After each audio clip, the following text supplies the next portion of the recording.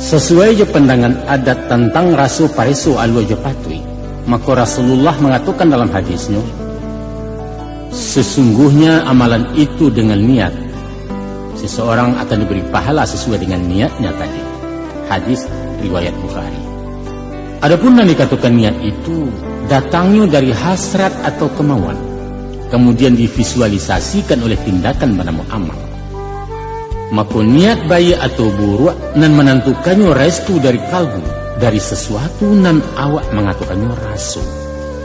Hasilnya pun bergantung dari apa nan niat jak dulunya.